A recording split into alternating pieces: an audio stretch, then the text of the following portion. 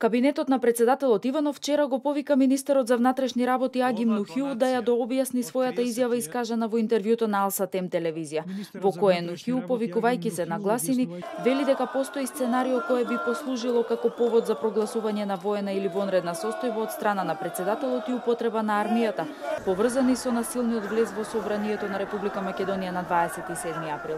Од кабинетот на Иванов побараа Мнухиу да ги појасни податоците и информациите за кои зборуваше на Алса Тем. Кабинетот на председателот на Република Македонија смета дека во јавноста постои обсесија со лажни вести да се изврши делегитимирање на институциите, односно на председателот на Република Македонија. Го повикуваме министерот да ја проучи глава 7 од Уставот, каде е пропишана одбраната на Републиката, воената и вонредната состојба, за да не прави представи и креира лажни вести. Својата неспособност да го раководи министерството не смее да ја прикрива обвинувајќи други институции. Министерот за внатрешни Мнухиу до подготвувањето на прилогот не одговори на прозивката од Иванов. Во интервјуто за емисијата Патот кон на телевизија Алса Тем, министерот за внатрешни работи Аги Мнухиу, повикувајќи се на гласини, посочи на наводен план за употреба на армијата за време на случувањата во собранието на 27 април.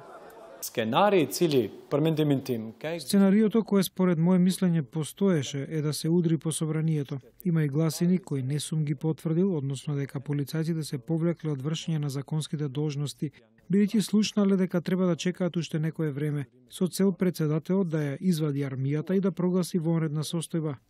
Според член 124 од Уставот на Република Македонија, воената состојба настапува кога предстои непосредна воена опасност од напад врз Републиката или кога Републиката е нападната и е објавена војна.